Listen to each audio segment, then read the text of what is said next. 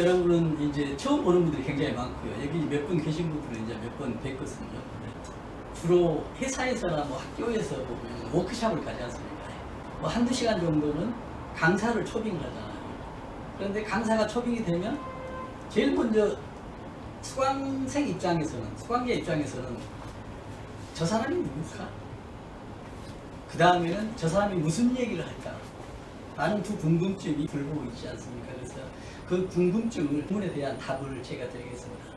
저는 그 안전사고가 날 때, 그래서 우리가 안전사고라 하지 않습니까? 저는 안전사고라는 용어를 맨 먼저 들을 때 왜 안전사고라 하지? 불안전사고라 하지 않나? 이렇게 생각을 했었거든요. 오래전에. 근데 안전사고의 용어는 이렇습니다. 안전하지 못해서 난 사고를 줄여서 안전사라고 하거든요. 그래서 매스컴이나 언론에서 어느 규정에 보면 안전사고라는 용어가 나오거든요. 그런 안전사고가 발생했을 경우에 가끔 제가 TV에 한 번씩 나가서 얘기를 합니다. 그래서 TV와 지금 유튜브에 장단점이 분명하게 있는 것 같아요. TV에 가서 뭐 긴급하게 안전사고 발생하면 저를 뭐 뉴스 패널 아니면 인터뷰 요청이 가거든요. 가면 인터뷰 요청도 한 30분 합니다. 그러나 나가는 것은 몇십 초예요. 어제도 강남의 삼성동의 대종빌딩 9시 KBS 9시 뉴스에서 인터뷰를 했거든요. 전화 인터뷰였는데 30분 인터뷰인데 나가는 것은 몇 초거든요. 그래서 TV나 방송 인터뷰에 나가면 내가 하고 싶은 얘기를 거의 못해요.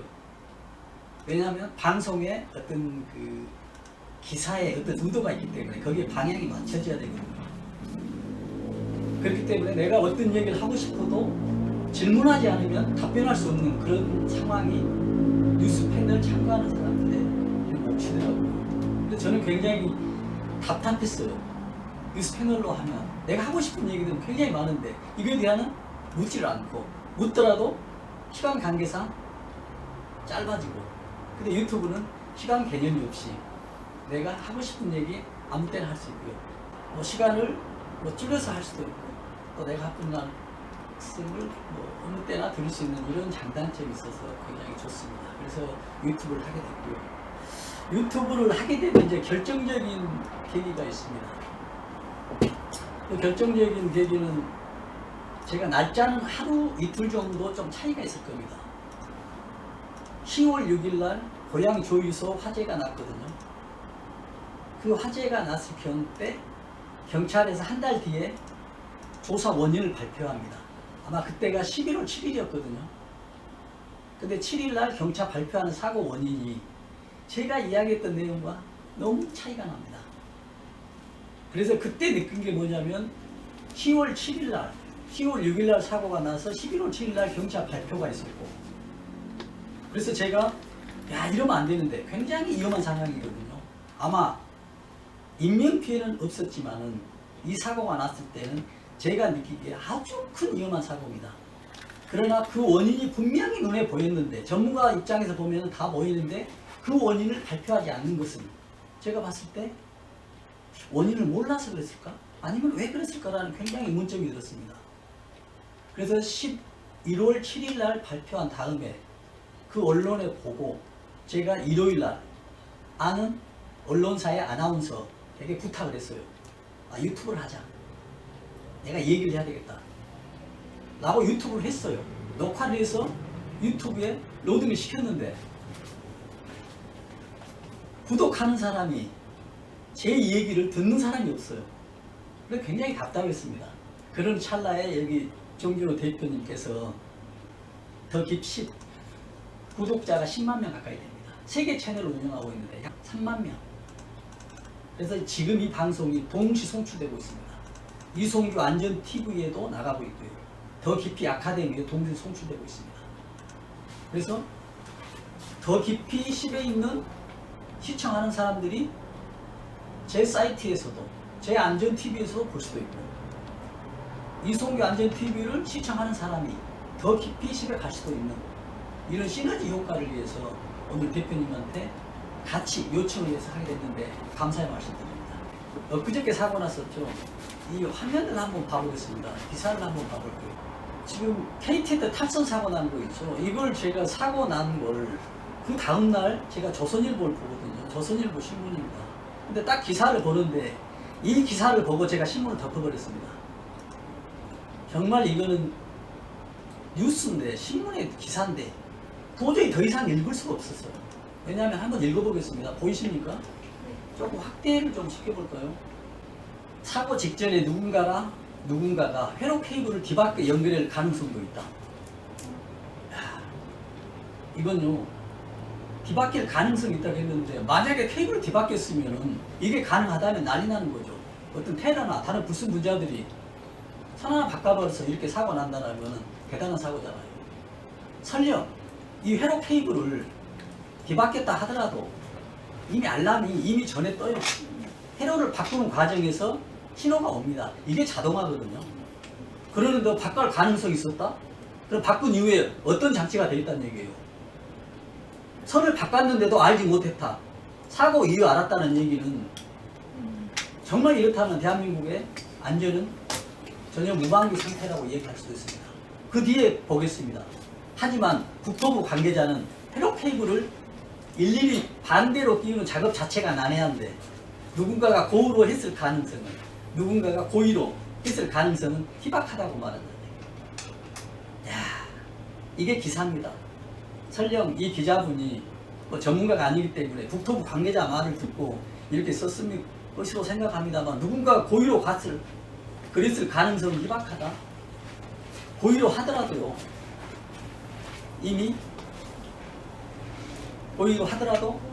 이미 자동화기 때문에 이미 다 알고 있는 것입니다. 제가 집에서 이 신문을 여기까지만 보고 딱 덮었습니다. 아니 이게 무슨 신문 기사며 국토부 관계자 얘기냐는 얘기예요.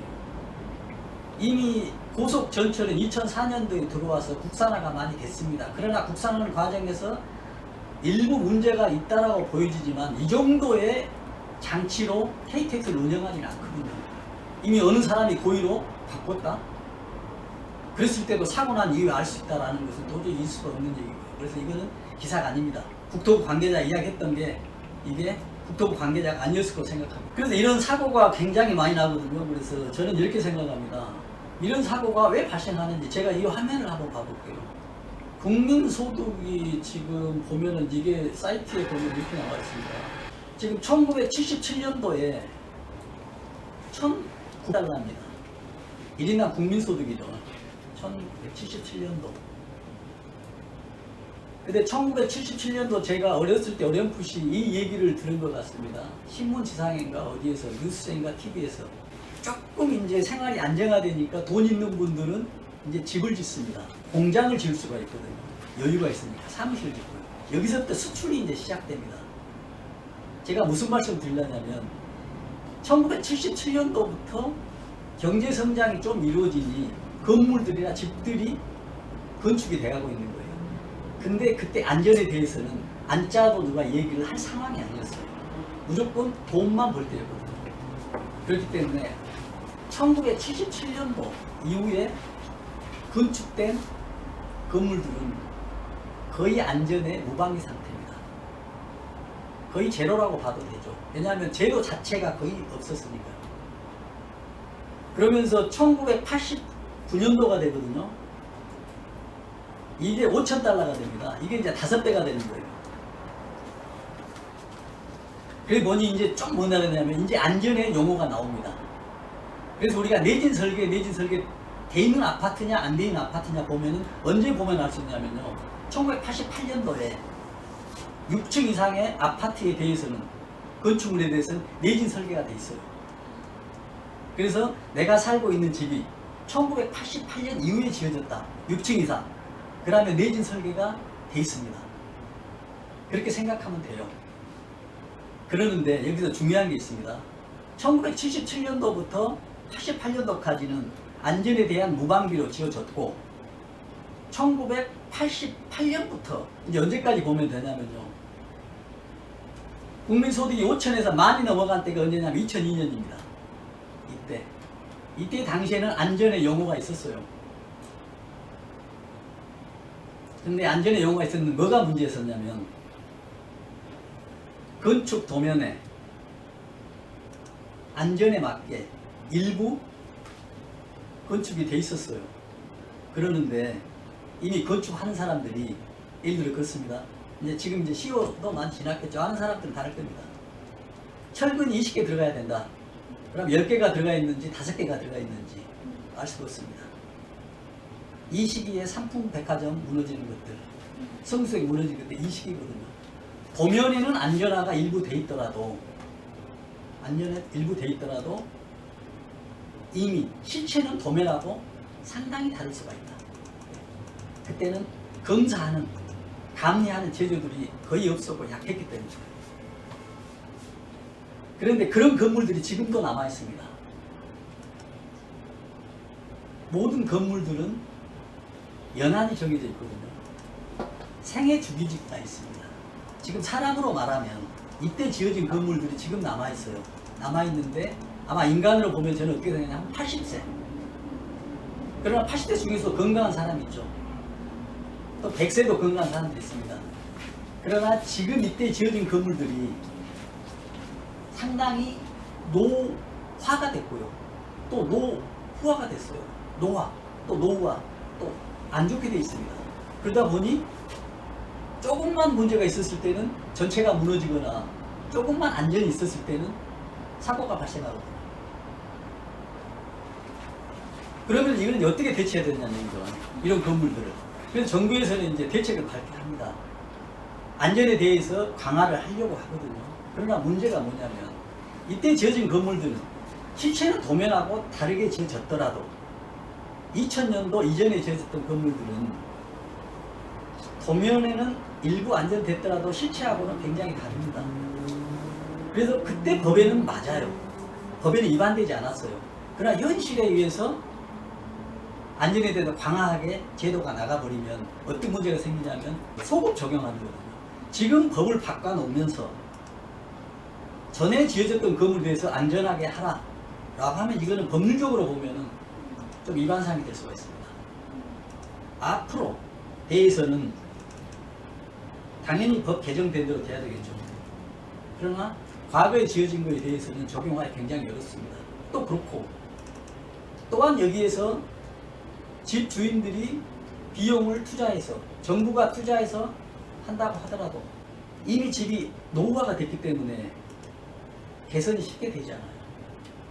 그러면 어떻게 되냐면 지금 이 건물들이 전부 없어져야 됩니다. 그래야만이 안전할 수가 있어요. 그럼 어느 정도 없어야 되냐면 인위적으로 없애지 않고 자연스럽게 없어지게 돼 있어요. 저는 몇 년을 보냐면 약 15년, 20년을 보거든요. 이게 지나면 없어질 거예요. 그럼 어떻게 없어지냐 보면 지금 서울시에서 정보 공개하는 내용이 있거든요. 재개발, 재건축 전부 없애고 새로 짓는 위원회가 646개 단지가 이렇게 정해져 있습니다. 그래서 이게 약 15년 정도, 20년 정도 지나면 아마 서울에 있는 모든 건물들이 새롭게 리모델링, 그랬을 때 보면 굉장히 안전하다고 봅니다. 서울만 놓고 보면요, 서초구만 보면 몇 개 돼 있냐면 56개의 재개발, 재건축 위원회가 있어요. 56개, 서초구만. 강남구만 보면 41개. 서초구하고 강남구의 재개발, 재건축이 96개가 지금 앞으로 이루어지고 있습니다. 그 기간이 언제냐면 내년도 아니요. 약 15년, 20년입니다. 그러면 새롭게 지어지면 이제 안전하게 될 거예요. 그래서 그 이전에는 굉장히 불안하다. 그럼 어떻게 할 거냐. 이송규 안전TV를 보면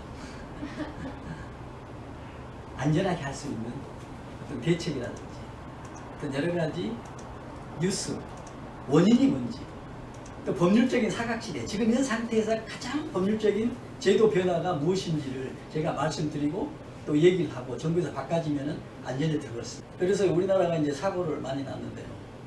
오늘 이제 제가 하고 싶은 얘기는 그거였습니다.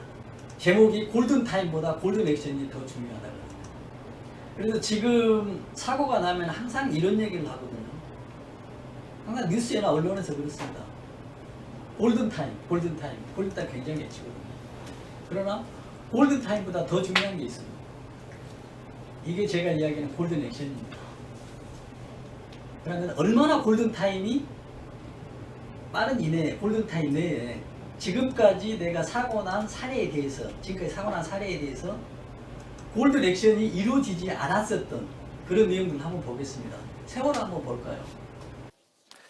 네, 세월호 희생자의 가족이 이 아들의 억울함을 풀기 위해서 공개한 영상입니다. 배는 이미 기울어져 있는데요. 선원들은 탈출하기 위해서 준비를 서두르고 있습니다. 어떤 방송이 나오고 있는지 한번 들어보죠.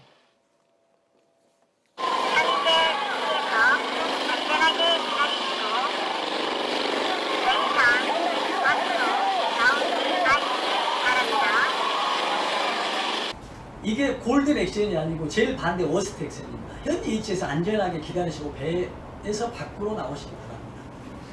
근데 이런 방송이 나왔으면 얼마나 좋겠어요.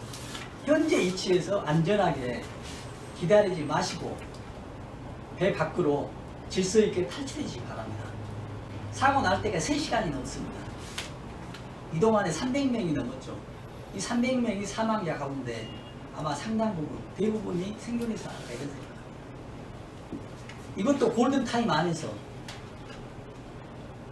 골든 액션을 쳐야 되는데 액션을 치지 못했어요. 그러면 여기서 보겠습니다. 이 아나운서는 그럼 잘못했냐는 얘기예요.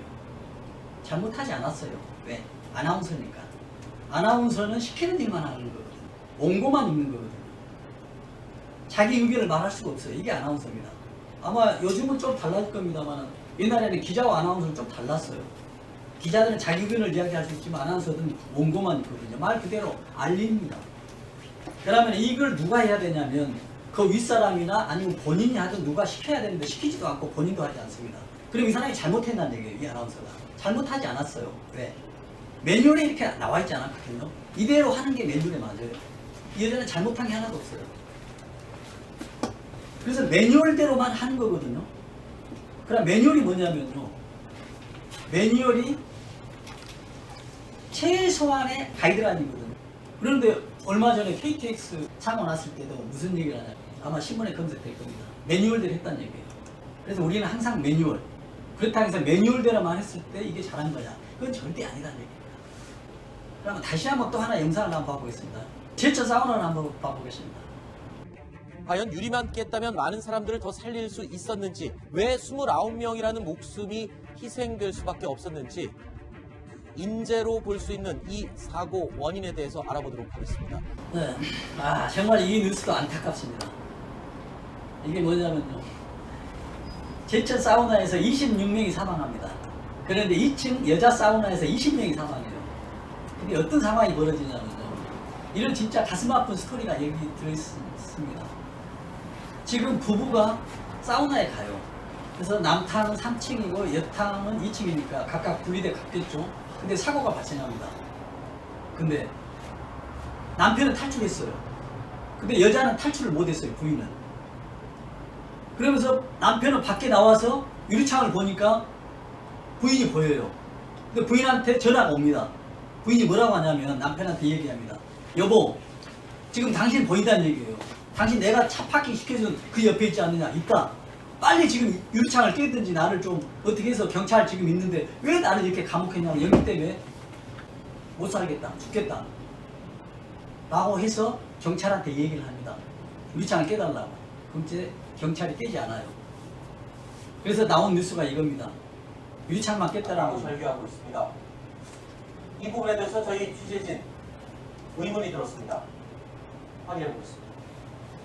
깨지지 않았던 유리창 통유리만 빨리 깼더라면 2층에 있었던 여성 사우나의 손님들 나올 수 있지 않았었느냐라고 절규하고 있습니다. 그렇죠. 지금 20명이 여기서 사망했다니까요. 그러는데 깨지 않는 이유가 매뉴얼에는 깨지 않게 돼 있어요. 매뉴얼에는. 근데 왜 매뉴얼에 깨지 않게 돼 있냐면 백드래프트라는 무슨 화제 용어가 있습니다. 산소가 없는 상태에서 연기만 있다가 산소를 만나면 더 큰 화재가 된다 하거든요. 근데 매뉴얼이 없으니까 못 깨는 거예요. 매뉴얼에 들어있지 않아요. 그러다 보니까는 정말 119나 소방대원들이 굉장히 고생 많이 합니다. 솔직히 그분들 때문에 우리가 편안하게 있거든요. 그리고 이분들이 매뉴얼대로 했어요. 그러는데 매뉴얼대로 했는데도 불구하고 이런 상황이 됐는데 여기서는 깼어야 맞죠. 20명이 사망했다. 무슨 옆에 LPG 통이 있었다 하는데 LPG 통 그렇게 쉽게 폭발되지 않아요. 그래서 깨지 못했습니다. 그러니까 사망하는 겁니다. 잘못한 게 없어요. 뭡니까? 매뉴얼 됐기 때문에. 그러면 매뉴얼 넘어섰던 행동들이 이제 골든 액션이 되는 거예요.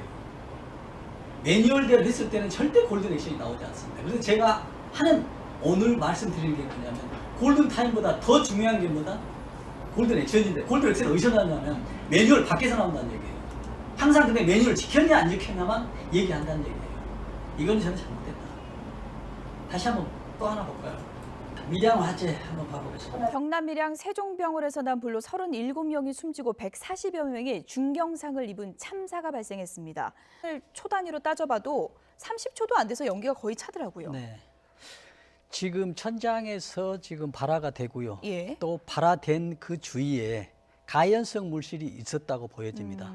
몇 분 만에 지금 사람이 왔다 갔다 하죠. 뭐 간호사님도 왔다 갔다 하죠. 응급실 전체를 뒤덮었고요. 잠시 뒤에 보시다 보면은 불꽃도 보이기 시작합니다.